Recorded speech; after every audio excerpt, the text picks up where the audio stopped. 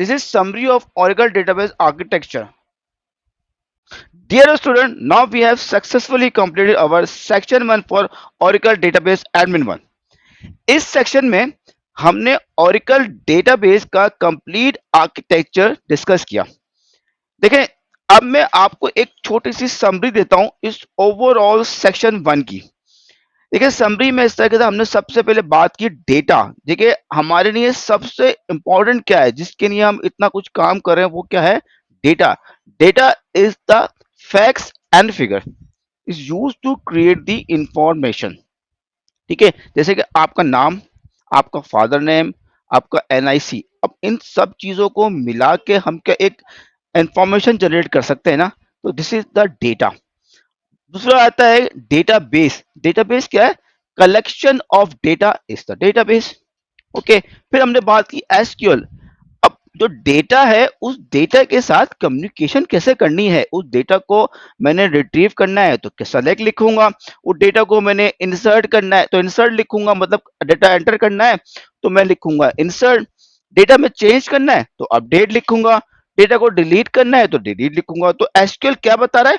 हमने डेटा जिसके साथ हम इतना कुछ कर रहे हैं उसके साथ कम्युनिकेशन कैसे करनी है, उसका स्ट्रक्चर क्या होगा, मतलब उसके साथ कम्युनिकेशन का तरीकेकार क्या होगा, एक सिंटेक्स क्या होगा. ठीक है ना. आप कोई लैंग्वेज बात करते हैं तो लैंग्वेज की कोई सिंटेक्स होता है ना, कि उसमें ग्रामर यूज होगी. तो क्या एसक्यूएल क्या बता रहा है? स्ट्रक्चर्ड क्यूरी लैंग्वेज आपको बता रहा है डेटाबेस के साथ आपने कम्युनिकेशन कैसे करनी है. फिर आता है RDBMS, relational database management system. ठीक है, अब ये बता दिया आपने डेटा के साथ कम्युनिकेशन करनी है. अब आपने डेटा को रखना कैसे. ठीक है, वो डेटा के अंदर डुप्लीकेशन नहीं होने चाहिए, डेटा के अंदर प्राइमरी की होनी चाहिए, रिलेशनशिप बने हुए होने चाहिए. तो ये आपका data in row and column format में होना चाहिए. वो कौन बता रहा? आपको आरडीबीएमएस बता रहा है, रूल्स बता रहा है कि आपने डेटा रखना कैसे. अगर मैं बात करता हूं, कोई आपने कोई घर बनाना है. अब अपने घर बनाने के लिए तो आपने पहले फाउंडेशन क्रिएट करनी है ना. फाउंडेशन क्रिएट करेंगे तो अब आपको सबसे पहले फाउंडेशन क्रिएट करेंगे तो उसके बाद आपने उसके पिलर्स बनाने. ओके, तो यही चीज बता रहा है आपको आरडीबीएमएस. तो आपने उस डेटा की फाउंडेशन बनानी कैसे. तो ये चीज रूल कौन बता रहा है आपको? फाउंडेशन कौन क्रिएट कर रहा है आपको? आरडीबीएमएस. कि आपका डेटाबेस रिपीटेड वैल्यू नहीं हो. लेट्स सपोज कि आपने एम्प्लॉय का नाम सेव करना है तो एम्प्लॉय का नाम आप मुख्तलिफ जगहों पे ना रखें, एक स्पेसिफिक जगह पे एक मास्टर टेबल बनाए जहाँ पे एम्प्लॉय का इंफॉर्मेशन हो. एम्प्लॉय का एड्रेस है तो एड्रेस आप जगह जगह ना रखें, डिफरेंट टेबल्स के अंदर स्टोर ना करें, एक ही टेबल के अंदर सेव करें. क्योंकि एम्प्लॉय का एड्रेस चेंज हो सकता है एम्प्लॉय आपका किसी दूसरे एड्रेस पे चला जाए तो क्या आप मुख्तलिफ टेबल्स में जाकर चेंज करेंगे. तो इस तरह की इंफॉर्मेशन मुख्तलिफ टेबल के अंदर उसकी एक प्राइमरी की होनी चाहिए, जो कि मुख्तलिफ टेबल के अंदर आप वो प्राइमरी की डिफाइन करें और चेंज करें, ताकि चेंज एक जगह पे करें और तमाम की जगह हर जगह पे वो रिफ्लेक्ट कर दे. तो ये चीजें कौन बता रहा है आपको? आरडीबीएमएस बता रहा है. अब बात करते हैं Oracle. Oracle database. Oracle database एक इंजन है जो कि ऑरिकल कॉर्पोरेशन ने डिजाइन किया है, जिसके अंदर ऑरिकल कॉर्पोरेशन ने दो चीजों को बुनियाद बनाया है. वो है आपकी क्या है? फाउंडेशन क्रिएट करने के लिए आपकी क्या? एसक्यूएल और आपकी आरडीबीएमएस. तो इन दो चीजों को यूज करते हुए ऑरिकल ने अपना एक इंजन बनाया, जिसको क्या कर रहा है? ऑरिकल आपके डेटा को मैनेज कर रहा है ना. तो उस डेटा को मैनेज करने के लिए ऑरिकल ने अपना एक इंजन बनाया, जिसमें ऑरिकल ने क्या किया? उस डेटा को सिक्योर कर रहा है. उसका डेटा का सिक्योरिटी लगाएगा, उस डेटा के अंदर यूजर क्रिएट होंगे, उस डेटा के अंदर इनक्रिप्शन करेगा, सिक्योरिटी ऑडिट लगेंगे. तो क्या कर रहा है? उसने ऑरिकल ने एक इंजन डिजाइन कर दिया जो इस डेटा को मैनेज कर रहा है. तो हमने सबसे पहले डिस्कस किया डेटाबेस, जो हम आगे बात करेंगे उसका बेसिक आर्किटेक्चर को डिस्कस कर लिया. अब हम नेक्स्ट आपको बताते हैं जो हमने आगे पढ़ा था, ओरेकल का स्पेसिफिक आर्किटेक्चर क्या है. तो अब हम नेक्स्ट में आपके साथ वो डिस्कस करते हैं. Now let discuss about Oracle database architecture. देखिए, मैं आपको डिटेल ऑलरेडी अपने तमाम लेक्चर के अंदर कवर कर चुका हूं, मगर आपको एक शॉर्ट समरी दे देता हूं कि ओरेकल डेटाबेस आर्किटेक्चर के बारे में, जो कि हमने ऑलरेडी डिस्कस किया हुआ है. देखिए, ओरेकल डेटाबेस के अंदर ओरेकल ने क्या किया? अपने आर्किटेक्चर को तीन बेसिक कंपोनेंट के अंदर डिस्ट्रीब्यूट कर दिया. फर्स्ट वन क्या है उसका? मेमोरी एरिया, सेकंड वन क्या है उसका background processes, and last one अब क्या है आपकी स्टोरेज एरिया। ठीक है, अब आता है कि मेमोरी एरिया कहाँ है, जहां पे ओरेकल अपनी टेम्परेरी इंफॉर्मेशन कहां पे रख रहा है, आपका मेमोरी एरिया पर रख रहा है। जो इंजन के काम परफॉर्म कर रहे हैं, जो कि ओरेकल इंजन को चला रहे हैं, वो कौन चला रहे हैं, वो आपका बैकग्राउंड प्रोसेस चला रहे हैं, कि आपका डेटा लेकर आ रहे हैं, डेटा को इंसर्ट कर रहे हैं। ठीक है, जरा सेलेक्ट अपडेट डिलीट कौन कर रहे हैं, सब कर रहे हैं, बैकग्राउंड प्रोसेस परफॉर्म कर रहे हैं, सारी टास्क कौन परफॉर्म कर रहे हैं, बैकग्राउंड प्रोसेस परफॉर्म कर रहे हैं। कहां पे रख रहे हैं, मेमोरी एरिया के अंदर रख रहे हैं। परमिटिविटी कहां सेव कर रहे हैं, आपके स्टोरेज एरिया के अंदर सेव कर रहे हैं। ठीक है, अब क्या हुआ, memory area plus background process को मिला के बनता है आपका इंस्टेंस। ठीक है, मेमोरी एरिया में हम पास दो किस्म के कंपोनेंट होते हैं, हमें कहते हैं एसजीए, सिस्टम ग्लोबल एरिया, जिसमें ग्लोबल डेटाबेस के डेटा होगा, मतलब ओवरऑल डेटाबेस के अंदर जो डेटा यूज होगा वो यूज होगा आपका एसजीए। फिर आपका पीजीए, प्रोग्रामेबल ग्लोबल एरिया, जो कि हर यूजर के हिसाब से बनेगा, मतलब हर यूजर, सिर्फ यूजर स्पेसिफिक डेटा कहाँ होगा आपका पीजीए में होगा, मगर ओवरऑल डेटाबेस का रेट जो डेटा होगा, जो ओवरऑल डेटाबेस में इस्तेमाल होगा, वो कहाँ होगा आपका एसजीए के अंदर होगा। अब एसजीए के अपने बहुत कंपोनेंट्स हैं। आप सबसे पहला कंपोनेंट आता है आपका शेयर्ड पूल, फिर आता है आपका डेटाबेस बफर कैशे। देखा डेटाबेस बफर कैशे में क्या आएगा, आपका एक्चुअल डेटा है, लेट्स से आपने को सेलेक्ट परफॉर्म करी, ओरेकल का मैकेनिज्म इस तरह का, सेलेक्ट परफॉर्म करेंगे तो ओरेकल क्या करेगा, डेटा को लेकर आएगा, अपने मेमोरी एरिया में रखेगा। मेमोरी एरिया के कहाँ रखेगा डेटा को, डेटाबेस बफर कैशे में रखेगा। ठीक है, तो कहाँ यहाँ क्या आएगा, आपके डेटा ब्लॉक्स कहाँ पर आएंगे, आपके डेटाबेस बफर कैशे में आएंगे। अब जो डेटा के रिलेटेड जो इंफॉर्मेशन होगी, वो डेटा लेकर कैसे आया है, वो डेटा का जो मेटा डेटा होगा, डेटा अबाउट डेटा, ठीक है, इंफॉर्मेशन अबाउट डेटा, तो वो कहाँ होगी, शेड पूल में। शेड पूल में क्या रखेगा, आपका जो उसका एग्जीक्यूशन प्लान है, डेटा को सेलेक्ट करके लेकर आया है, वो कहाँ रखेगा, आपका शेड पूल में रखेगा। फिर आती है रीलोक बफर कैशे, कि कोई भी चेंजेस आएगी, आप परफॉर्म होगी आपका डेटा के अंदर, उसकी चेंजेस की इंफॉर्मेशन कहाँ रखेगा, रीलोक बफर कैशे में रखेगा। ठीक है, अब आती है जावा पूल, जो जावा रिलेटेड जितने भी प्रोसेस होंगे वो आप कहाँ रखे, और जावा पूल के अंदर। फिर आता है आपका लार्ज पूल, लार्ज पूल में क्या होगा, आपके बैकअप एंड जो रिकवरी के रिलेटेड इंफॉर्मेशन होगी, वो कहाँ रखेगा, आपका लार्ज पूल के अंदर रखेगा। तो अब देखें तो 5 मेजर कंपोनेंट्स हो जाते हैं आपका shared pool, database buffer cache, redo log buffer cache, Java pool, and last one is large, आपका Java pool, and last one आपका लार्ज पूल। ये तो हो गया आपके मेमोरी एरिया के कंपोनेंट्स। ठीक है, फिर आपके आते हैं बैकग्राउंड प्रोसेस। बैकग्राउंड प्रोसेस तो पहला आपका है पीमोन, प्रोसेस मॉनिटर।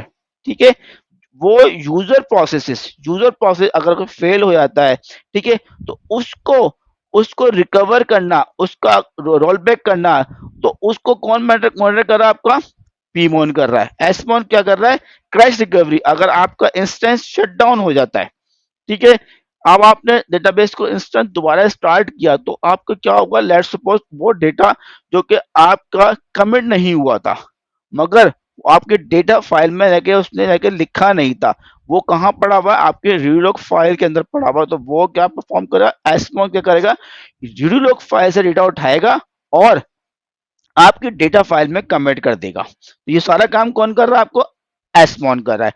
डीबी राइडर क्या कर रहा है, डीबी राइडर का काम ये है कि आपकी जो चेंजेस, ओरेकल का मैकेनिज्म अगर कुछ चेंज करते हैं, तो चेंजेस की इंफॉर्मेशन कहाँ रखता है, रीलॉग फाइल में रखता है, और डेटा को चेंज करता है डेटा बफर कैशे के अंदर, डायरेक्टली डेटा फाइल में चेंज नहीं करता।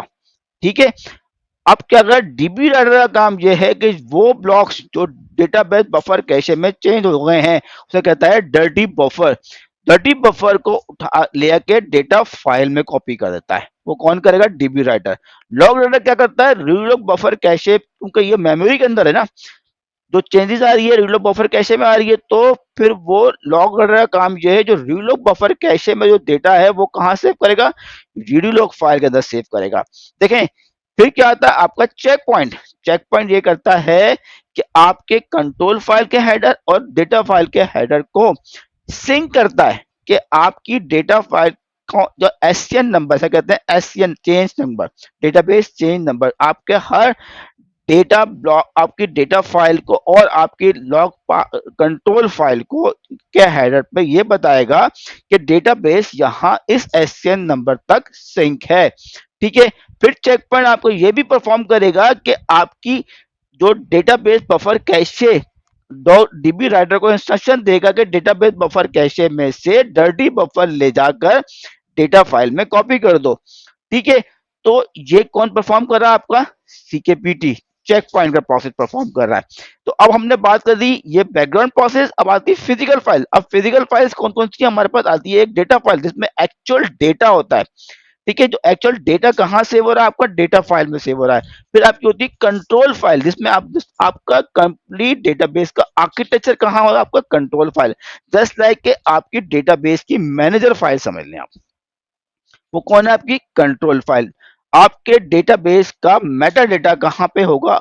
आपकी कंट्रोल फाइल में, कि कितनी डेटा फाइल्स हैं, कहाँ पे मौजूद हैं, कौन कौन सी रीलॉग फाइल्स हैं, कहाँ पे मौजूद हैं, वो कहाँ पे रखा हुआ? कंट्रोल फाइल के अंदर रखा हुआ। ओके, फिर आती है आर्काइव फाइल। आर्काइव फाइल क्या है? रीलॉग फाइल की कॉपी है। रीलॉग फाइल हमारी क्या है? कोई भी चेंजेस आ रही है हमारी रीलॉग फाइल के अंदर आ रही है ना, तो आप जब भी कोई रीडोलॉग फाइल के अंदर चेंजेस लिखेगा तो उस रीडोलॉग फाइल को वो फ्लश करता है, खाली करेगा। तो उसको फ्लश करने से पहले, खाली करने से पहले उसकी कॉपी बना लेगा। This is optional process, this is archive file, क्योंकि यूज होगी हमारी for database recovery, data guard को सिंक करने के इस्तेमाल होती है, तो वो होगी हमारी आर्काइव फाइल्स। अब आती है हमारी पैरामीटर फाइल, जो कि हमारा डेटाबेस के इंजन, जो हमारा इंस्टेंस है, हमारा इंस्टेंस के जो भी पैरामीटर, डेटाबेस के इंजन रिलेटेड जो भी पैरामीटर होंगे वो कहाँ पे लिखे होंगे? हमारे पैरामीटर फाइल में। मेरा एसजे का साइज कितना होना चाहिए, वो कहाँ लिखा हुआ? पैरामीटर फाइल में। मेरे पीजे का साइज कहाँ लिखा हुआ? मेरा कहाँ होगा? मेरे पैरामीटर फाइल में। मेरी कंट्रोल फाइल कहाँ होनी चाहिए? वो डेटाबेस से मैं स्टार्ट करूंगा, सबसे पहले वो कंट्रोल फाइल को पढ़ता है। तो कंट्रोल फाइल की का नाम, कंट्रोल फाइल किस लोकेशन पे मौजूद है, वो कहाँ लिखा होगा? मेरी पैरामीटर फाइल के अंदर लिखा होगा। ठीक है, अब आती है पासवर्ड फाइल। पासवर्ड फाइल किस काम की नहीं होती है? कि जिसमें मेरे वो यूजर जिसके पास सिस डीबीए एंड सिस ऑपर की प्रिविलेजेस हैं, वो यूजर कहाँ होंगे? मेरी password file for remote login. ठीक है, बात आती है कि डेटाबेस मेरा स्टार्ट नहीं है, मैंने डेटाबेस को नो मतलब माउंट, मेरे सिर्फ डेटाबेस माउंट है। ओके, अब डेटाबेस ओपन होगा। अब एक यूजर मैंने बनाया कामरान के नाम से। ओके, अब वो यूजर मेरे डेटाबेस के अंदर सेव है। अब डेटाबेस मेरा ओपन ही नहीं है, माउंट मोड पर है। अब मैं कैसे कनेक्ट करूंगा? तो वो कनेक्टिविटी कौन प्रोवाइड करा? मेरी पासवर्ड फाइल। वो यूजर कनेक्ट होंगे जिसके पास सिसडीबीए और सिस ओपर के राइट्स होंगे, तो वो जाके पासवर्ड फाइल को यूज करते हुए उनकी कनेक्टिविटी बनेगी। तो हमने इस सेक्शन 1 में ऑरेकल डेटाबेस का कंप्लीट आर्किटेक्चर आपके सामने डिस्कस किया, और इसमें मैंने आपको एक थोड़ी समरी दी कि हमने ओवरऑल इस पूरे सेक्शन 1 में ऑरेकल डेटाबेस के आर्किटेक्चर में क्या क्या डिस्कस किया। अब एक फ्लो भी मैं आपको बता देता हूं कि डेटाबेस में आपका ट्रांजेक्शन का फ्लो होता क्या है। देखें, कोई एप्लीकेशन है, आप पीएल एसक्यूएल की एप्लीकेशन यूज कर रहे हैं, या एसक्यूएल डेवलपर यूज कर रहे हैं, या टोड यूज कर रहे हैं, तो वो क्या है? आपका यूजर प्रोसेस। यूजर प्रोसेस क्या जाएगा, जाके डेटाबेस के साथ कनेक्शन बनाने से पहले क्या करेगा? एक होता है लिसनर। ठीक है, लिसनर का काम यह है कि देखें, डेटाबेस के अंदर हर यूजर डायरेक्टली डेटाबेस के साथ कम्युनिकेशन करने लग जाएगा, ऐसा नहीं होगा। यूजर पहले आएगा लिसनर के पास। लिसनर यूजर की तीन चीजें चेक करेगा: आईपी, पोर्ट और वो डेटाबेस का नाम। वो तीन चीजें चेक कर लेगा। अगर वो तीन चीजें चेक हो जाती हैं तो फिर लिसनर उसको उस डेटाबेस के सर्वर प्रोसेस के पास ले जाएगा। सर्वर प्रोसेस पे आने के बाद वो क्या करेगा? दो चीजें चेक करेगा मजीद: यूजर आईडी एंड पासवर्ड। जब ये पांच की पांच चीजें वेरीफाइड हो जाएंगी तो यूजर की कनेक्टिविटी डायरेक्ट सर्वर प्रोसेस के साथ हो जाएगी, फिर लिसनर वहां से हट जाएगा। ओके, जैसी सर्वर प्रोसेस कनेक्टिविटी बनेगी, एक पीजीए जनरेट हो जाएगा, प्रोग्रामेबल ग्लोबल एरिया। वो यूजर स्पेसिफिक होगा। ठीक है, अब आपकी कोई रिक्वेस्ट आई, यूजर प्रोसेस के पास आई, फिर सर्वर प्रोसेस के पास आई। ठीक है, फिर वो जाएगी आपके एसडीएम। आपने को लिखा सेलेक्ट स्टैटिक फ्रॉम समथिंग, आपने कहा सेलेक्ट स्टैटिक फॉर एम्प्लॉय, तो अब क्या होगा? तो यूजर प्रोसेस क्या लेके जाएगा? सर्वर प्रोसेस के पास जाएगा। सर्वर प्रोसेस जाकर चेक करेगा एसजे के डेटाबेस बफर कैशे के अंदर कि वो डेटा ब्लॉक्स जो वो डेटा यूजर मांग रहा है वहां पे लिखे हुए, अगर वो डेटा ब्लॉक वहां पे लिखे हुए नहीं होंगे तो क्या करेगा, फिर ये भी चेक करेगा कि वो जो एसक्यूएल लिखी है उस एसक्यूएल के बारे में इंफॉर्मेशन आपके शेयर्ड पूल में है या नहीं है, उसका एग्जीक्यूशन प्लान मौजूद है या नहीं है। अगर नहीं होगा तो उसका एग्जीक्यूशन प्लान बनाएगा। फिर क्या करेगा, सर्वर प्रोसेस डेटाबेस आपकी डेटा फाइल में डेटा रीड करेगा। डेटा रीड कर देने के बाद डेटाबेस बफर कैशे में डेटा राइट कर देगा और उसका एग्जीक्यूशन प्लान जो बना होगा वो शेयर्ड पूल में लिख देगा। लिख कर देने के बाद फिर यूजर को वो डेटा रिटर्न कर देगा। ठीक है, तो ये प्रोसेस है। डायरेक्टली डेटा फाइल में से रीड करके नहीं देगा, डेटा उठाएगा और डेटाबेस बफर कैशे में रखेगा और फिर शेयर्ड पूल में उसका एग्जीक्यूशन प्लान रखेगा, फिर यूजर को रिटर्न कर देगा। अब आती है बात, दोबारा आता है यूजर तो जाकर चेक करेगा कि वो जो एसक्यूएल आई है शेयर्ड पूल में उस एसक्यूएल का एग्जीक्यूशन प्लान मौजूद है। ठीक है, अब आता है डेटा मौजूद है डेटाबेस बफर कैशे के अंदर। अब होता है कि डेटाबेस में आपका जो डेटा मौजूद है तो क्या करेगा, फिर आपका डेटा को सेलेक्ट नहीं करेगा, डेटा को डायरेक्ट डेटाबेस बफर कैशे में से निकाल के यूजर को रिटर्न कर देगा। अब आती है कोई चेंजेस परफॉर्म करना है, तो चेंजेस में कोई अपडेट करा आपने, तो ओरेकल का मैकेनिज्म है कोई भी चेंजेस लिख करेगा तो सबसे पहले क्या करेगा, रीलॉग बफर कैशे के अंदर उस चेंजेस के बारे में लिखेगा कि ये चेंज क्या हो रहा है।